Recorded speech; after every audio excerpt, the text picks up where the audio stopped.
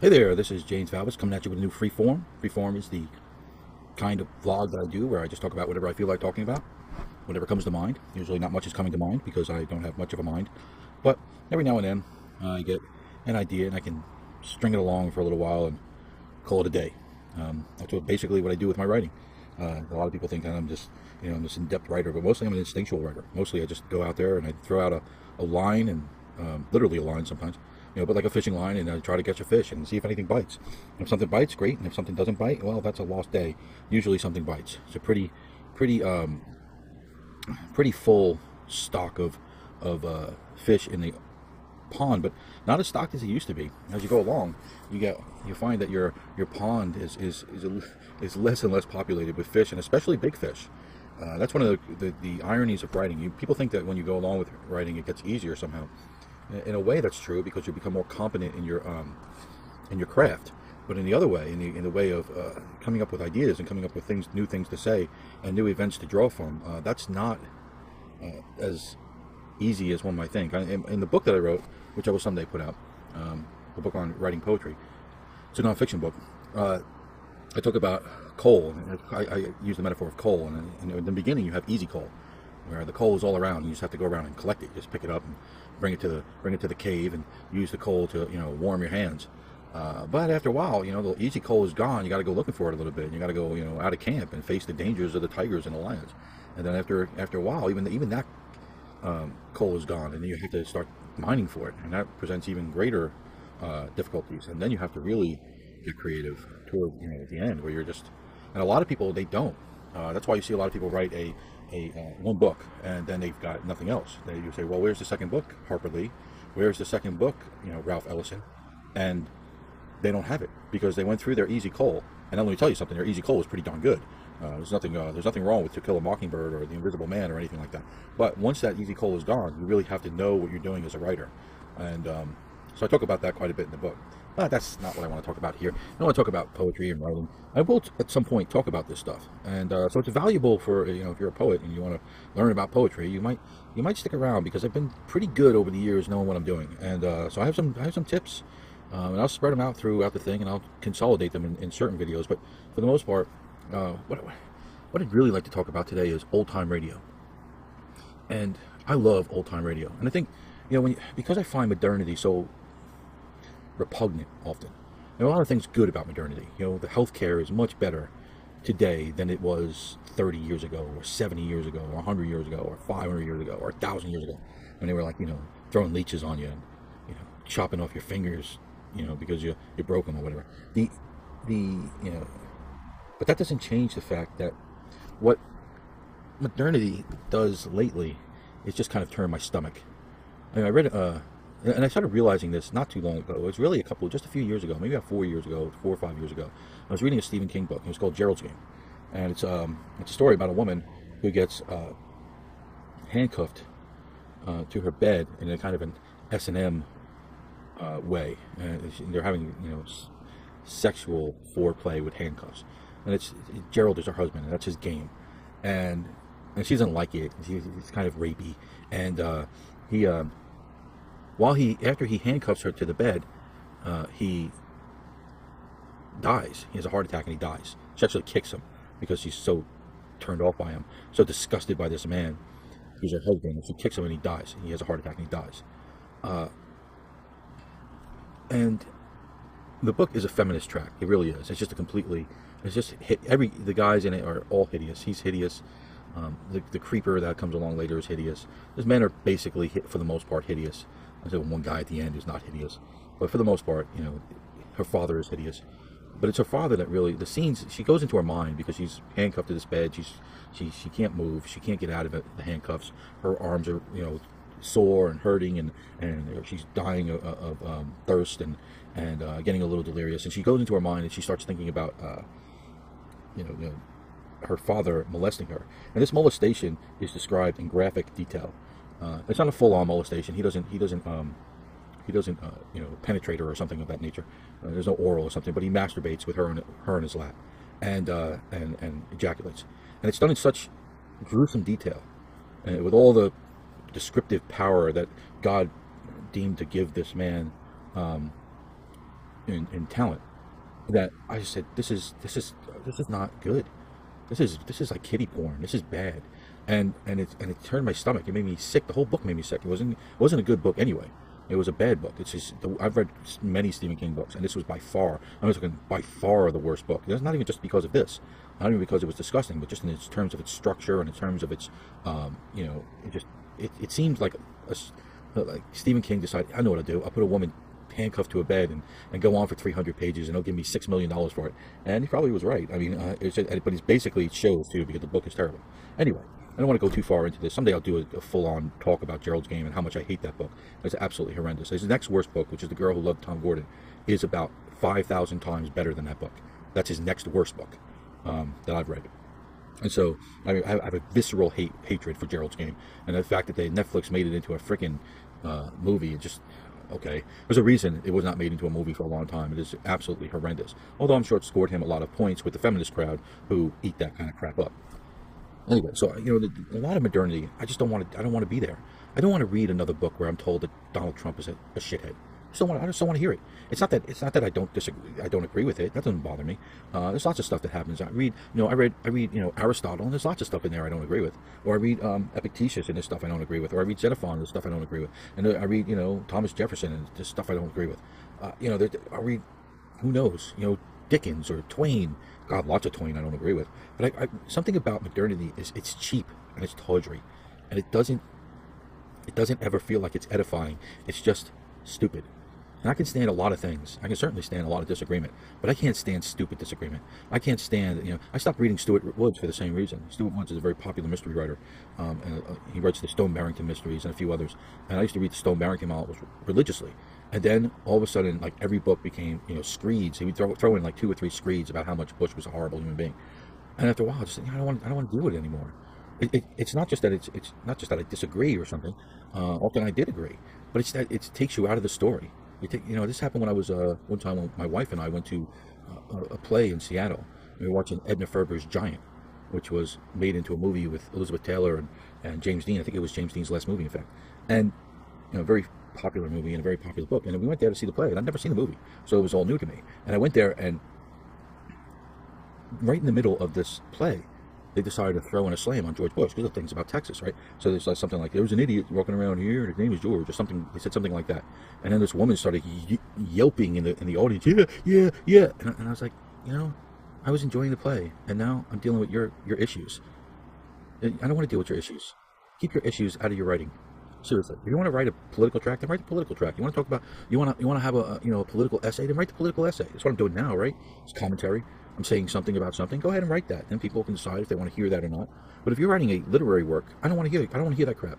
I don't want to be taken out of the story. That all needs to be sublimated. If it's there at all, it needs to be sublimated. It needs to be in the story. Otherwise, forget about it. I don't want to deal with it. I don't want to deal with your daddy issues while you're trying to watch a story or trying to read a book. I don't want to deal with it. Anyway, so because of this, because modernity continues to do this, and modern writers cannot constrain themselves. They don't have the discipline to constrain themselves. I find myself drawn more and more toward older works that were, around and before the whole, the politics is everything. The personal is politics, and the art is politics, and everything needs to be politics, and everything. And the leftist cult had taken over the arts. I find myself wanting to go before that, to get back that, and they were always there. They're always there, but I wanted to go before that. I wanted to go, I don't mind if the whole, of The Stranger is a leftist track. I mean, it's all sublimated. The story is the story, and then at the end you have this little rant. But for the most part, it's completely smooth, and it follows its own philosophy logically. And the same what you get with somebody like Dostoevsky when he's doing Crime and Punishment. There's a philosophy behind that, and it's a very powerful Christian philosophy, and it's beautiful. But it's all sublimated. He's not talking. He doesn't throw in how much he hates the Tsar in the middle of Crime and Punishment. It's all sublimated. It's all smart. It's all smartly done. It's all disciplined and beautiful. And of course, left-wing people can do this. They just have chosen not to now because they don't have to. Largely because conservatives have abandoned the arts. They've just gone away. They just said, you know what, this nonsense is just bugging the crap out of me. So anyway, I'm already quite a bit in, and I haven't even talked about how much I love old-time radio. So let me get started on that. There is almost no program in old-time radio that I don't love. I love the comedies, I love the mysteries, I love the westerns, I love the suspense, and I love even just the talk shows. I love just about everything. The Christmas specials are wonderful.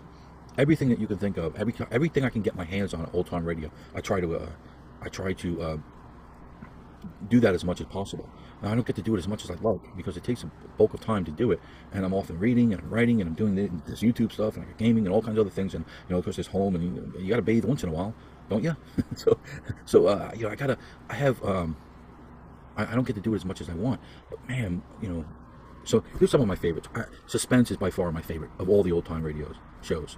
I love Suspense. I don't listen to Suspense night and day, night and day, night and day. I'd almost never get sick of it. It'd be really, really hard. I've heard a lot of them. There are a lot of seasons of Suspense, so it's not easy to go through them all. And also, you forget about some of them, and you remember. And I don't think I've heard them all, like the Twilight Zone television series, where I can't even bring myself to watch them anymore. I've seen them so many times. I could read the lines along with them. I mean, that's how much I know the Twilight Zones. I'll talk about the Twilight Zone sometime too. I have several stories that I've written that are kind of like fan fiction, where I've taken up the character after the Twilight Zones. What happens after that episode?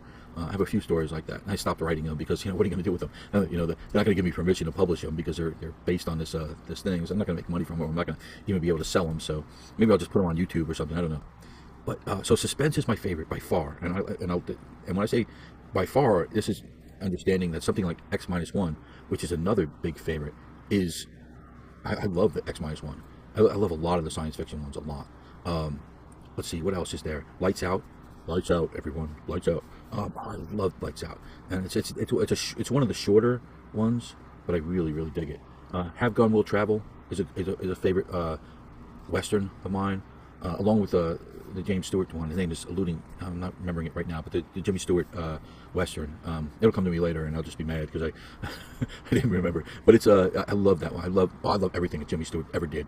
I mean, everything in a movie, in a radio, I even like his poetry, and as insipid as it is. I just love the guy. And what else? When it comes to comedy, boy, you can go on and on. You got Burns and Allen. You got oh man, just look it up. Just go and look up all the great old time radio shows, and just check them out. Just if you've not done this, you absolutely need to go back and study these wonderful programs, because they've not aged as much as you think. I mean, yeah, there are some anachronisms, some stuff that you listen to and you say, well, that doesn't exist anymore. And the commercials are hysterical. It's like Roma wine, another, you should buy this piston for your car or something like that. And it's like, yeah, I'm not buying that piston for my car. It's been out of business for 50 years. But basically, yeah. Let's go back to Suspense. And God, they had every star that you could think of in Suspense. Just about every star you can think of. If there was a star of the golden age of Hollywood, they were in a Suspense episode. Everyone from Vincent Price to Agnes Moorehead to lots of comedians. It's just endless. It's endless. Frank Sinatra and all kinds of people that you wouldn't think would be in one of these things, but they just made up just a number of different. I think that they were trying, a lot of these people, especially the comedians, Jack Benny or somebody like that. I think they were trying to stretch themselves and say, I'm going to do this thing that is absolutely, different and original and thoughtful and against type. And back in those days, people, really, really wanted to do that. And I think to some degree they still do. But man, I just absolutely adore that kind of stuff. Gunsmoke? Was that it? Was that the Jimmy Stewart thing? Gunsmoke? It just gave me Gunsmoke? I think it was. I think Gunsmoke was the Jimmy Stewart Western. Maybe not. It's killing me. Oh, man. So, anyway, this was just a short, basic advertisement for, all these great old-time radio shows. Johnny Dollar and Dragnet and, Mystery Theater. And so, there's just so many of them. And they're very easy to obtain. You can just go online. You just go to YouTube, and they're there on YouTube. You can just do a search for OTR, Old Time Radio, and you're going to just run into The Whistler. You're going to run into The Adventures of Philip Marlowe. You're going to run into, yours truly, Johnny Dollar. You're going to run into Boston Blackie, and you're going to run into all the Whistler, and just endless. It's just endless, and it's such inner sanctums. Oh man, it's such fun, and you can live out yesteryear, and these are just pure stories. There's no politics in them. They're not trying to sell you anything. I mean, except for the Roma wine. They're not trying to, the 6-shooter. That's it. The 6-shooter. That's the Jimmy. I got it. The 6-shooter. It's got it. Yeah, it's just the 6-shooter. So, these episodes, you go back and you live in that time, and you live with Richard Diamond, Private Eye, and you go to Theater 5, and you go you go to Aramis Brooks, whatever it is, and you listen to this stuff, and you don't have to deal with the constant drumbeat of negativity that is our modern media. You don't have to deal with the constant white people suck and men suck. You can go to X-1, and there's nothing there about Donald Trump. There's nothing there about Obama. There's nothing there about any of this garbage. These people were not that political. They were saner people than we are. We have gone off the rails. We have somehow managed to become both more extreme and more stupid. And we don't even know how to have fun anymore. Really, really. We don't know how to have fun anymore. There is no place you can go where the left has not stuck their claws into the entertainment. And that's a shame. That's a shame. It's a shame that I have to go to Lights Out to find refuge from hysteria. I have to go back to the 1940s and the 1950s to find peace in 2018. Anyway, this was James Valvis talking about these things. I hope you enjoyed it. Please like, comment, subscribe, share this talk. And as always, hit that little bell so you get notices. Tell your friends about me. Try to get a few people more here. Let's try to build a channel. Keep listening to the poems. They're about 2 minutes long. It's a great honor for me to even spend 2 minutes on my work. And so I appreciate that. And as always, thanks for listening, and God bless you.